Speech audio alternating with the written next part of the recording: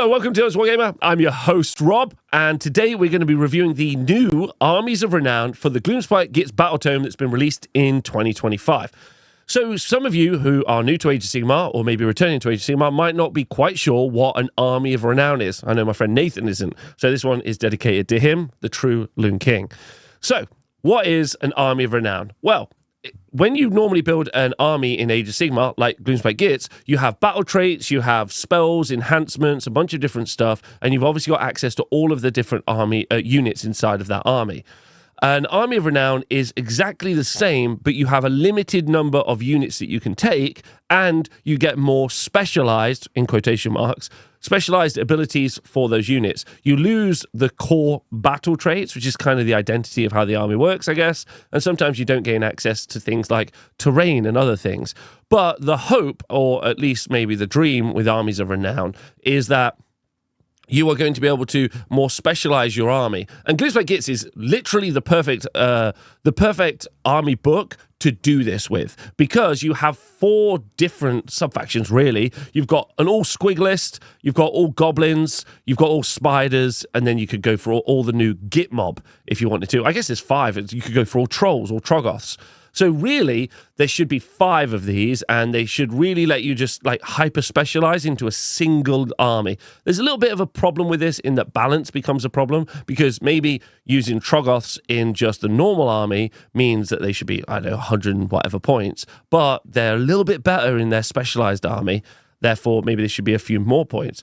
I guess that's a really good argument, but don't worry, that's not the case here anyway, so that's fine. In fact, Games Workshop didn't bother to make an Army of Renown for all 5 of the different kind of major races / factions inside of the amazing Gloomspite Gitz like army roster. Love it. It's really iconic. Instead, they only gave us 2. One focusing on the Gitmob, which is all the new models that were released, and one also featuring Moon Clan. So there is still Droggz Trogherd, which is a viable Army of Renown, which isn't located in this book. It's located in a previous book that came out before Age of Sigmar 4 launched. It's a series of books, campaign books that they did leading up to Age of Sigmar 4. So I guess there's technically 3, and they didn't feel like redoing it. So we've got 2 in this that we are going to look through. And just kind of a TLDR before we get into it, neither of them are any good. It's been really challenging, actually. If you look, I'm live streaming, and while I've been live streaming with the chat, we've gone through a lot of emotions discussing this. But my job, or the reason I make videos at least, or one of the reasons I make videos, is Games Workshop releases a product, I review the product, I talk about the product, and I try to explain it to people, and we communicate about it. So hopefully letting you know, if you're someone who can't hear bad news, or is excited and doesn't really want to hear something negative, then I'll try to be really constructive in the way that we talk about it. But leave in the comments below, or just don't watch the video, what will help you, what you like about it, what you don't like about it, what you think I've got wrong, or if you agree. But either way, it's my job to go through it. So I apologize that stuff that I don't see as being very strong is going to be what I talk about. So there we go. Okay, so the first one that we are going to talk about is Droggz Gitmob. Let's read the story. There's no story, unfortunately, for this. But Droggz is our main character in the new Gitmob. He's the new special cool dude. And then you can see now the restrictions in the roster options. You can only choose Droggz, the Sun Chomper, and he must be your general. You can include any Gitmob units, and Gitmob is a keyword located at the bottom of a war scroll. And you cannot include regiments of renown. This is an army of renown, and regiments of renown are slightly different and they work differently. So no regiments of renown, that's fine. So you're only going to take all the new Gitmob models. Sounds awesome from the get-go. And the first 2 battle traits are pretty cool, because in the deployment phase, you can get around them, which when you pick a friendly Droggz Gitmob unit that's not been deployed, you can put it in reserve, which basically means you're going to put it to the side. You're not going to deploy it on the board, which is cool. And you can do this multiple times with all of the units, which means you can do what we call a null deploy, so everyone can be off the board, which is fun. Then you go into your movement phase called Surprise Your Gitz, where you pick a friendly Droggz Gitmob unit that is outflanking the enemy, and then you can set up that unit on the battlefield wholly within 6 inches of the battlefield edge, and more than 9 inches from all enemy units. So the idea is they're on the board edge, they arrive, you're 9 inches away, and you're going to be able to do some charges. It's at this point you've got to ask yourself, because 9-inch charges have got I think they got a 48% success rate. you got to ask yourself, okay, cool, that's awesome. I'm going to be able to keep my stuff off board. There's actually a really good reason for that. You can avoid shooting or like someone like, with a really long charge range running across the board, killing your unit. This means you're going to be able to bring your units on and kind of be out of position where your opponent gets to you. The problem starts to really compound upon itself now, because now you ask yourself, okay, cool, what war scrolls do I have? And I'm not like, and what you can do is you can go back and watch my review where I kind of talked about the Gitmob units. But a quick TLDR is you have neither any damaging units in the Gitmob roster at all, outside of potentially the Doom Diver. Your heavy and light cavalry do close to 0 damage on the charge against multiple different armor values. They're very, very bad, and they would have to be kind of in the sub 100 points, sub 100 points for them to even remotely be. And effective isn't even accurate because I don't think they're even effective. So, and their survivability is also very low as well. The best thing you can hope for with all of the new Gitmob models is that they make them so egregiously cheap that you can just have so many wounds on the board, your opponent can't kill it all. That's the real hope that you have, because your output's actually so low, you're going to struggle to kill even like small units with like your quote-unquote heavy cavalry. The chariots are very bad. They do little to no damage. Your wizard is ineffective. Your special character is very bad. Has this like kind of cute -1 to hit aura. So generally, they're not good. But I guess what you're saying to yourself is, why aren't they good, Rob? Well, from a realistic perspective, goblins are not meant to be quote-unquote good, right? There's no way a goblin, or even a group of goblins, should have the same impact as a unit of like Chosen or Varangard or like brutish orcs. There's no way, or like vampires. They shouldn't have the same level of output. But what you should then be able to do is stack a load of bonuses on top of them to kind of like, give a good example, like, power them up with mushrooms or give them war magic or whatever that would be. So that's what you would hope you would see inside the battle traits. But being able to put them in reserve kind of lets you move around a little bit, but they're already a really fast army. They all move 12 inches. The chariots and also the cavalry all move 12 inches, so they're fast already. So they don't overly need to be able to deep strike. So this hasn't helped them. What we're looking for is anything that's going to improve their survivability and, most importantly, improve their output, because their output is really, really low. So that's what we're looking for. Okay, so the next up, we've got 2 other abilities. We've got the Glowering Light, which is once per turn in any combat phase. So it's only once per turn army, so you're not going to be able to do this multiple times. What you do is you pick an enemy unit in combat with a friendly Droggz Gitmob unit. Then you roll a dice. On a 3-up, for the rest of the turn, the target cannot make a pile-in move when it's picked to use the fight ability.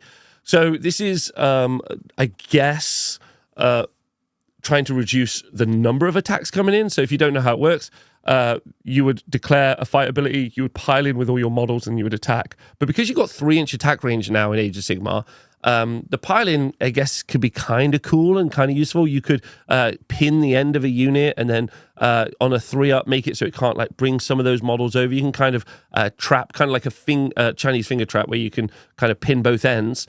And then on a 3-up, sometimes that will work.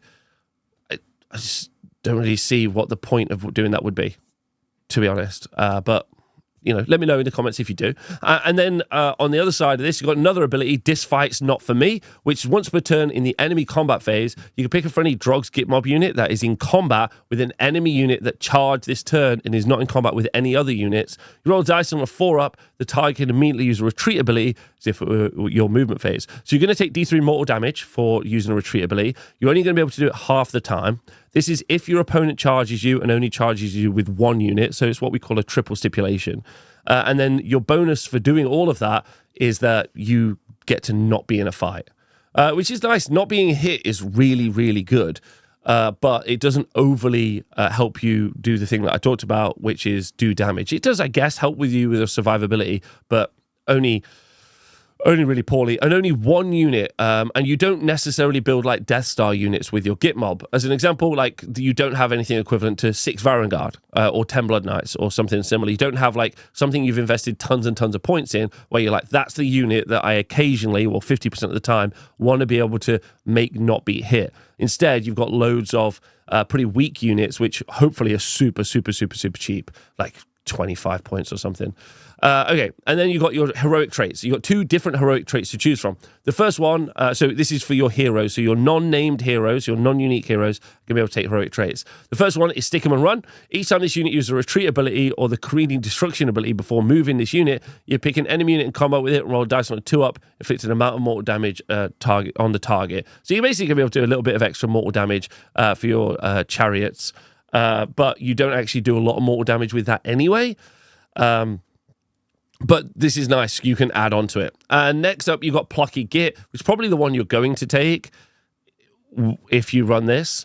And this is, while this unit has no damage points, for any Droggz Gitmob units have a 6-up ward while they're wholly within 9 inches. So a pretty mean-spirited double stipulation there. You got to be wholly within 9 inches. That's quite close.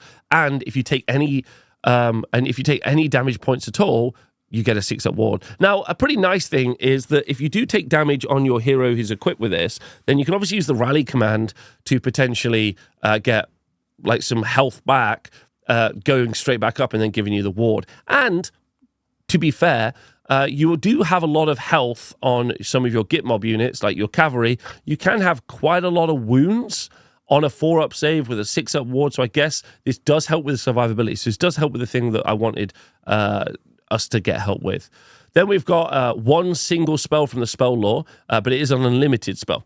You pick a friendly wizard to cast this spell, and you pick a visible friendly Droggz Gitmob unit, wholly within 12. And until starting next turn, the target's melee weapons have crit 2 hits. Now, this isn't going to affect the wolves. This is going to only affect the riders.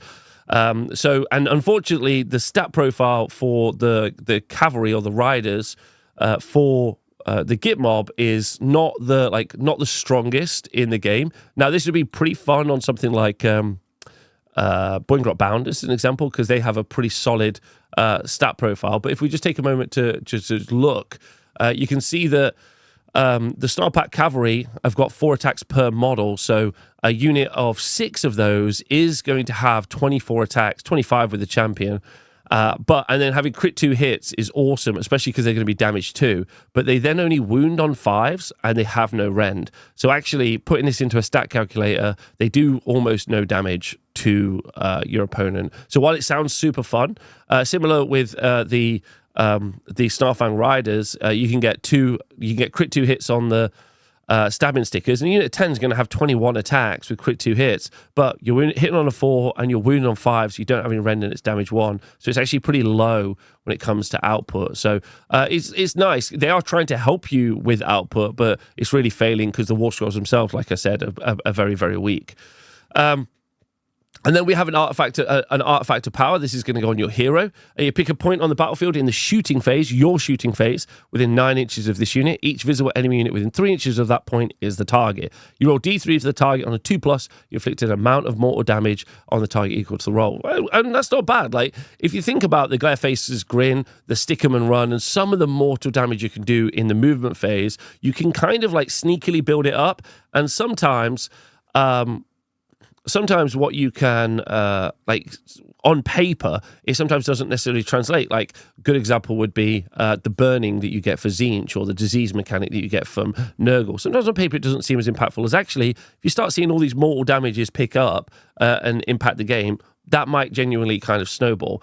That's not really true, but that is true, but it's not true in this case. And then the manifestation law, you can take Mork's Mighty Mushroom, but you can actually choose a different manifestation law, and you're going to want to have a different manifestation law because you're going to want to take more manifestations than a single one that you choose here. So as a review, I don't know why you would ever run this. What you'd lose from the main army is you lose retreat, shoot and charge, which is what you get under the moon. So you get to be able to retreat, and then you get shoot and charge. And then when you take the battle formation for Gitmob, which is a sub-faction, which they don't have here, whenever you retreat, you also do D3 mortal damage as well. So you don't really gain anything. Also, you don't have the Loon Shrine, which is your terrain piece. So you don't have the Loon Shrine in here, and the Loon Shrine allows you, if a unit dies, you can bring a unit, for a command point, you can bring a unit at half strength back from the Loon Shrine. So you've got the ability to use recursion and bring models back from the dead as well. So you don't have that either. from this. So I don't really see this as particularly good. It doesn't help with all of the weaknesses that Gitmob War Scrolls have. And if anything, it compounds many of their issues. So if I was to give this a review, I'm going to give this a 1 out of 10. And mainly because it's boring. That's really important. It's very boring. Super for sun goblins who chase. I mean, I don't understand why we didn't get like something to do with the sun metal weapons that they're all equipped with. Apparently, yeah, there's nothing really for this. I don't know why we don't have anything to do with the sun and what it does and its impact and some waxing and waning. I don't know why we don't have more impact hits or much more output for wolves or something that does something really interesting for the wolf part of it. So that's the Droggz Gitmob. Let me know in the comments below what you think. Let's hope the next Army of Renown is good. Just FYI, it's not. The next Army of Renown is the King's Gitz. So for this army, you can take Skragrott, or you must have Skragrott, must be included, and he is your general. Okay, then you have any Moon Clan units. Again, Moon Clan is a keyword, bottom of the War Scrolls. Up to 1 Bad Moon Loon Shrine. That's awesome. We can get our Loon Shrine, which means we can bring models back from the dead. Thank goodness. We can also have up to 2 non-hero Droggz units. So we can take ourselves some Fellwaters, a Dank Hold, or we can take ourselves some Rot Guts. Probably be Rot Guts. And you cannot include Regiments of Renown. Fine. Okay, so what do you get for that? Well, number one, let's just start off with the fact that Moon Clan stuff is great. The Squigs are good. That's great. Squigs have got the Moon Clan keyword. They're great. Squig Hoppers are really good. They're very, very good. Squig Hoppers and Boingrot Bounders. Boingrot Bounders are really good. Squig Hoppers are okay. Squigs themselves, Squig Herds, great. The Mangler Squigs, not good at all. Then Droggz, we've got Rot Guts, which are great. Fellwaters that have got, if they're the right point, they've got situationally good shooting attacks, which can really work, especially if you're running loads and loads of goblins. Then if you are running just straight up goblins, the stabbers, they're quite interesting as well because you have fanatics, you've got loon smashers. So you've got some really interesting you've got a large roster and several of those units are very good, specifically Droggz and Squigs. So very good. We're happy with that. So what do we get and what do we give up? Well, for battle traits, you get the Moon and the Loon, where while a friendly unit is holding within 9 inches of a friendly Skragrott or friendly Bad Moon Loon Shrine, you add 5 to the control score of friendly non-Squig Moon Clan units, and instead of rolling the dice to determine the move characteristic of a Squig unit, you can use the value of 4. So this is really the allegiance ability that you get from the core rules, the main army, from the main battle traits, and they're just ported over. You could say copy and pasted, but instead of them being board wide, they're only within 9 inches of Skragrott or the Bad Moon Loon Shrine. So keeping Skragrott alive is going to be really important, and also otherwise you lose your bonuses. But the bonuses themselves are pretty weak source, in my opinion. So it's not too much of it. You still get the same abilities. So there we go. Okay, cool. So same abilities, and we've still got the Loon Shrine. It's actually much better than the last one. So the King's Guard is a passive. That's our next one. While a friendly Droggz unit is within combat range of a friendly hero, that hero has a 4-up ward save, but every time it makes a successful ward, the damage goes onto the Droggz unit. Now, that's actually really good because Skragrott himself has a 4-up ward save, so it doesn't help Skragrott at all. So it's kind of a weird wording, the King's Guards. But it does mean that if you want to keep some of your other heroes alive, then they can have a 4-up ward save, which is cool. Especially, that's a really nice kind of little buff. Also means that maybe, quote unquote, maybe, we can go get ourselves our Loon Boss or Mangler Squigs, and they can have a 4-up ward save. And I don't hate that. Now, because one of the problems with the Mangler Squigs is they actually aren't very good at surviving. They're kind of okay at combat if they get enough rounds to maybe chew through stuff. But they're not very good at surviving. So having a 4-up ward save for them could be super nice. Okay, and then we got once per battle. We have in the deployment phase, you can use the Loon King's Court ability, where you pick up to D3 friendly non-unique King's Gitz heroes. Give each hero 1 enchantment, or enhancement, from the King's Gitz Army of Renown rules. So basically, you've got some artifacts, and you can pick up to D3 artifacts to go on different heroes. Big thumb. We love that. Okay, cool. And we'll go look at what those enhancements are now. Well, the first 2 that you can possibly take, heroic traits, is the King's Adjutant, which is a once per battle ability at the end of your turn. You can use the ability if you've not used the Bad Moon Loon Shrine, I'll just TLDR it for you. What happens is you can take a non-reinforced unit of non-heroes, non-monster King Gitz units, and when you bring a unit back from the dead, from the Loon Shrine, normally, if I have a unit of 40 stabbers, it comes back as a unit of 20, or a unit of 20, it comes back as a unit of 10. As long as I don't have a reinforced unit, so a unit of 20 or a unit of 3 Droggz, I'll be able to bring back that whole unit. Normally, I would bring back a unit of, so 20 would turn back as a unit of 10, and then with Droggz, it would be 3 would return as a 2. In this case, I'd get the full 3 back, or I'd get the full 20 back. But it's non-reinforced unit, so it's a little cheap as well. It's a little miserly as an ability, and that's what that does. And you can only do that once per battle, so it's kind of like a nothing, really, but it's there anyway. And then you've got the Glare Jester ability, which in your movement phase, you can pick a friendly infantry unit within 3 inches of the character who's got the Glare face, the Glare Jester trait. And then you can roll a d3 and add that to their movement characteristic when they do a move ability. And if the target ends that move within 3 inches of the hero with the glare face, they take d3 mortal damage. So this is not too bad on Droggz either. So an additional d3 move on a unit of Droggz moving up the board, going to do a charge, that's not bad. Like getting a little bit of movement is like okay, to be honest. Maybe even a unit of goblins that you're planning on throwing up the board so you can release some fanatics, an additional d3 move. Again, really limited in the move. And lastly, next we have the artifacts of power that you can take. These are other enhancements you could take as well, so different heroes maybe could take them. So the first one is the Moon-Honed Shiv. You pick one of this unit's companion melee weapons and add one to the attacks characteristic of that weapon for the rest of the battle. And this kind of makes me really think that you could do a Loon Boss or Mangler Squigs, because the companion attack, like the big gob, is d6 damage. So I can add one to the attacks characteristic of that weapon for the rest of the battle. In addition, each time this unit uses a retreat ability, you can add one to the attacks characteristic of that weapon for the rest of the battle. Now that's quite fun, because being able to retreat and add an additional +1 to it. It's the non-companion melee weapons. I apologize. Sorry, let me just re-explain. You're not adding it to the squig or the Mangler Squig, you're just adding it to the boss on top. So a much worse melee weapon is getting +1 attack. You also don't have access to retreat and charge either with the pure Moonclan stuff. So that does mean that if you do use a retreat, you give up a turn of being able to fight. I guess you could always countercharge in your opponent's turn to be able to like retreat in your turn, don't fight, return and like retreat, countercharge in their turn, then you add +1 attack to a goblin, which is pretty underwhelming.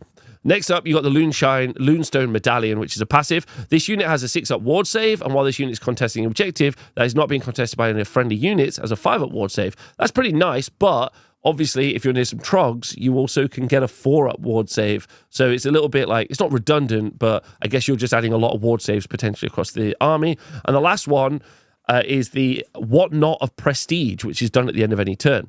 You pick a point on the battlefield within 9 inches of this unit. Each visible enemy unit within 3 of that point is the target. Roll d3 and you inflict d3 mortals on them, potentially. And that's the end of any turn, which doesn't mean the end of every turn. So this could, and this isn't once per battle, which is kind of surprising. So you could really stack quite a lot of mortal damage from that one single ability, which is genuinely okay.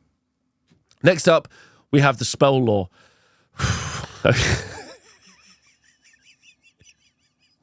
I'm trying really hard to be professional about this. Okay, so you have a spell called the Loon King's Command, which is cast at 5. Okay, you pick a friendly King's Gitz wizard to cast this spell, and then you pick a visible friendly unit within 18 inches of them. No, so what's nice is it's not wholly within 18, just within 18. Okay, and then if you've cast it. Until the start of your next turn, you can add one to the attacks characteristic of melee weapons used by the champions in the target unit. Now, units only have one champion. So, and most units don't have, you don't have like a Rot Gut champion. So it'll be like probably the best champion you've got is like a Boingrot Bounder champion. Maybe, who already gets +1 to their attack from just being a champion. So you're adding like a 3rd attack, maybe.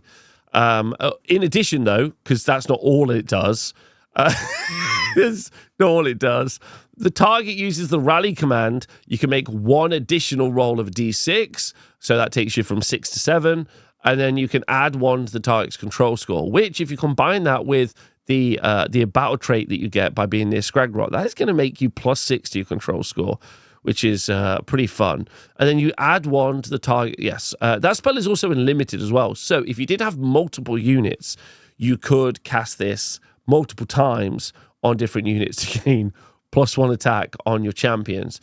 I got to say, the reason it's pretty bad. It's pretty bad. It's very funny though. It's very, very funny, and not funny in the way we're like, wow, that's a fun janky thing you can do.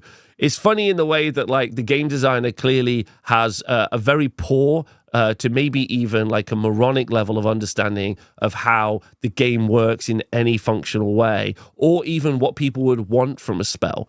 It's kind of like that movie, What Women Want, where like the guy like can start hearing people's thoughts, but the exact opposite, where they don't know what players want at all. And then they make this, which is, but it made me laugh a lot. So I really appreciate that it was a spell that exists now. Yeah, and we also hate Mel Gibson. Right, anyway, we've got another spell, which is right Gitz into right place, which is cast on a 5. And then you pick a friendly King's Git wizard to cast this spell, and you pick a visible friendly unit within 18 inches of them. And then the target weapons have anti-hero +1 rend until the start of next turn. I actually didn't read this the first time around. That's fine. You pick a unit +1 anti-hero rend. That's actually okay, because that's good. That's good. There's some big heroes you want +1 rend against. I love that. And then it's also got a manifestation law, which you can move out. A manifestation law, which you can swap out for a better manifestation, because you don't want to do that.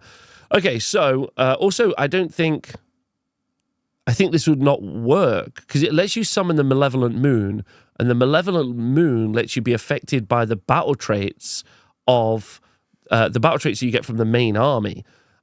So the summoning the moon and only being able to summon the moon mean that you wouldn't have access to the battle traits. Therefore, it actually effectively does nothing. So again, just an absolute inability to understand how the game functions or works at all. So that's pretty wild. So those are the so a quick review for this. Okay, so you can take loads of good units. Thumb. You don't lose the shrine. Great. You don't really lose your battle traits. You do lose your sub-faction abilities. So your ability, if you're taking loads of squigs, to get +1 attack on the charge. You lose your Droggz, ability to do some healing if you wanted to go that way as well. The spell lore for the main army is pretty garbage, so you're not really losing anything there. And you do get like the +1 rend spell, I guess, which is kind of okay. You can take most of the support pieces that you want. You're locked out from taking Gitmob, which is fine because they're terrible anyway. You're locked out from taking, so that's okay. So actually, this is kind of fine, to be honest. Like, it doesn't do a lot. You can maybe make Mangler's work here, which is all right. So I'm going to give this like a 4, maybe a 3. That spell's pretty offensive. And the inability to understand how manifestations work is pretty embarrassing too, considering you make the game. So yeah, that's it. Those are the regiments of renown for the Gloomspite Gitz. And I told you it wasn't going to be fun. It's not fun for me. You got to remember, when I review rules and I review the books, it's not fun for me when it also sucks. So I don't love, like, I was like so tempted to not even make this video, because why would I? Like, do you like, hopefully you've enjoyed my presentation of it, I guess, but the content is garbage, and I feel sad that I've made a video about garbage content, but I feel like I kind of have to, right? It's like, if I ignore it, or I just go, yeah, it's kind of whatever, like I'm like downplaying it, I think it needs to be analyzed to a degree where you go, yes, really bad, actually, and that sucks. So anyway, let me know what you think, I guess. And thank you to the Twitch chat and everyone in the Age Sigmar community and everyone on my Patreon for helping support me. Big thumb. Appreciate you loads. See you soon. Goodbye.